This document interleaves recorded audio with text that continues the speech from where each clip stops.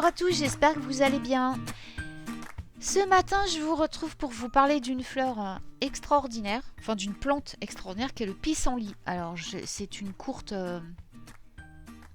un court audio que je vous fais parce que le pissenlit, je pourrais passer la journée à vous parler de cette plante vraiment fabuleuse. Mais là, je vais me concentrer simplement sur l'essentiel. Et ce petit audio, eh bien, en fait, c'est une préparation, enfin une mise en bouche pour la recette qui va suivre, que vous trouverez également sur mon site. Là, je vais vous la donner par oral, mais vous pourrez la retrouver par écrit sur mon site. Vous avez l'adresse de mon site en dessous dans la barre de description. Et avant de vous donner cette recette donc des pissenlits frits, je voulais vous parler un petit peu du pissenlit rapidement. Voilà. Alors dans le pissenlit, tout a son utilité. Non seulement les fleurs, mais également les racines et les feuilles. Et les feuilles regorgent de nutriments. Les racines de pissenlit sont utilisées pour la tisane, pour les infusions, tout ça, mais aussi pour faire des boissons qui ont une saveur de café. Et les feuilles, elles, ont fait leur chemin dans le monde des salades, des smoothies ou des pestos. Si vous parvenez à obtenir de jeunes bourgeons de pissenlit, c'est la saison là, donc faut y aller. Vous pouvez même faire des capres, en fait, des capres avec des capres de pissenlit. C'est très bon et elles enrichissent n'importe quel repas. Les fleurs de pissenlit, elles, sont excellentes en cuisine. Vous pouvez faire des cupcakes au pissenlit, du miel de pissenlit, du vin de pissenlit, des beignets de pissenlit, des salades avec des fleurs de pissenlit, etc., etc. Et des pissenlits frits. Je vais vous donner leur recette après. Moi, j'aime aussi particulièrement utiliser le pissenlit dans tout ce qui est remède. Alors, des remèdes naturels. Je fais du macérat huileux à base de pissenlit, le baume à base de pissenlit, le baume à lèvres aussi, ou bien même du sirop contre la toux. Alors, comment on ramasse les pissenlits ? Alors, le grand avantage des pissenlits, c'est leur disponibilité. Et bien sûr, on les reconnaît très facilement. Ce sont des arbres qui sont faciles à cultiver, il y en a partout et il faut juste ouvrir les yeux. Vous en trouverez dans les prairies et surtout, il faut cibler les prairies qui n'ont pas été traitées avec des pesticides ou d'autres produits chimiques, bien entendu. Donc faites attention qu'elles soient loin des champs cultivés, bien sûr, et loin des routes. Donc si vous les ramassez également d'une manière sauvage, faites attention donc aux endroits, comme je les ai, proches des routes, parce qu'ils peuvent capter la pollution. Et évidemment, éviter les sentiers fréquentés par les chats, les chiens trop nombreux, quoi. Alors, le pissenlit se cueille donc par les journées ensoleillées. Il faut que les fleurs soient ouvertes et qu'elles ne soient pas mouillées. Alors, ni par la pluie, ni par la rosée matinale. Ensuite, vous les ramenez à la maison et l'idéal, c'est que on doit commencer normalement à les préparer dès qu'on revient. Pourquoi ? Parce qu'elles vont se faner très rapidement. Elles vont se refermer également très rapidement et du coup ça va devenir difficile à préparer. Il est déconseillé de conserver les fleurs de pissenlit au réfrigérateur pour une utilisation ultérieure parce qu'elles elles se referment tout de suite et elles peuvent s'oxyder en plus. Ne lavez jamais les fleurs de pissenlit parce que le pollen va être l'ingrédient le plus important.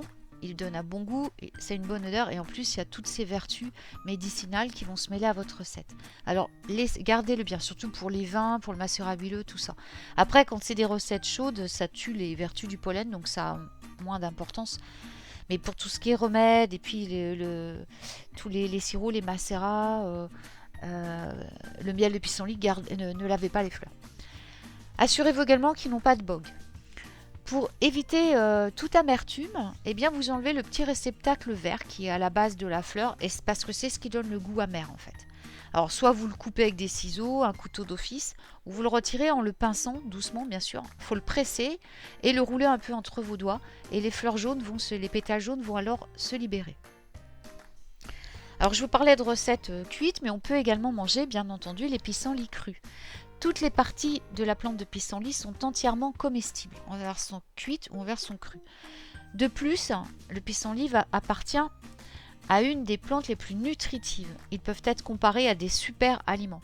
Il y a une étude qui a été faite aux États-Unis et les scientifiques ont étudié plus de 1000 aliments et ils ont attribué à chacun d'eux un score nutritionnel. Eh bien, les pissenlits se sont classés au 23e rang sur la liste des 100 aliments les plus nutritifs, laissant derrière eux les épinards, les patates douces, le gingembre, la carotte, la rhubarbe et beaucoup d'autres.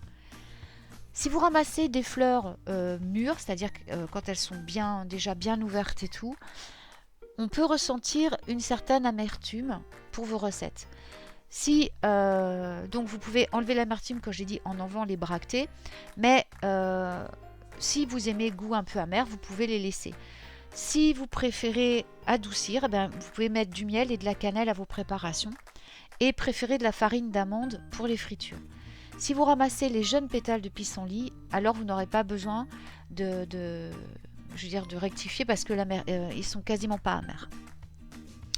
Voilà, donc ça suffit un peu pour tout ce qui est théorie.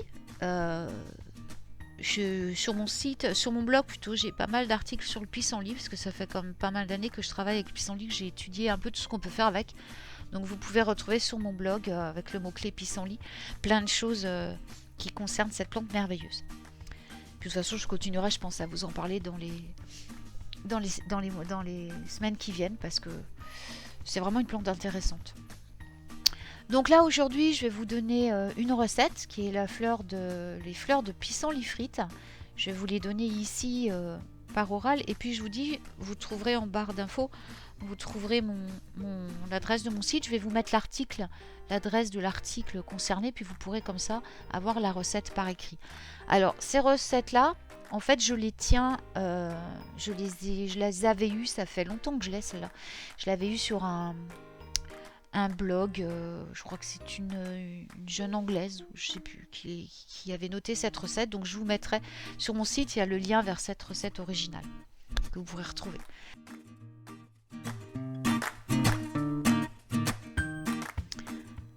Alors, nous allons maintenant passer à notre recette de pissenlit. De pissenlit frites. Vous allez voir, c'est super bon et c'est très facile à préparer.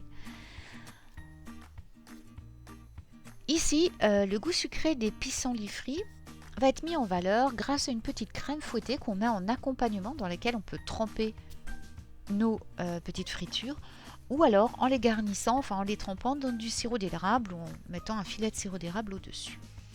Alors ça se prépare très rapidement. Au total, il vous faudra 25 minutes pour 20 têtes de pissenlits frais. Donc, de quoi on va avoir besoin? Eh bien donc de 20 pissenlits frais, donc des belles fleurs, prenez-en des bien grosses. Surtout, il faut qu'elles soient très fraîches.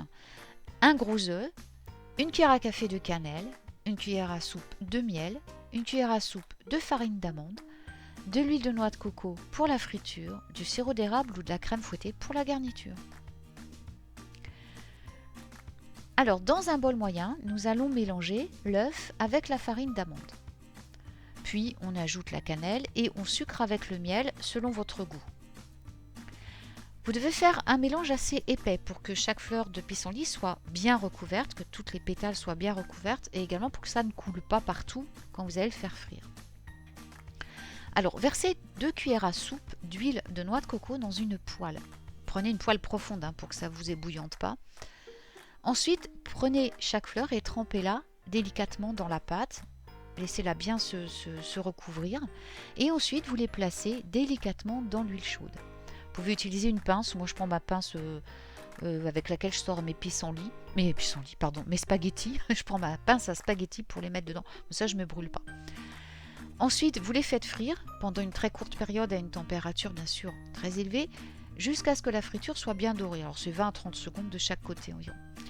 Puis, on les égoutte sur du papier absorbant et on les sert tièdes ou chaudes avec de la crème fouettée ou du sirop d'érable. Et bien voilà pour cette petite recette. J'espère que cette petite vidéo vous donnera envie de faire connaissance avec ces merveilleuses plantes que sont les pissenlits. Voilà, et bien je vous retrouve très vite pour une nouvelle chronique ou une nouvelle vidéo. Voilà. En attendant, je vous souhaite une superbe journée. Prenez grand soin de vous. Et puis, si vous préparez cette belle recette, je vous souhaite bon appétit.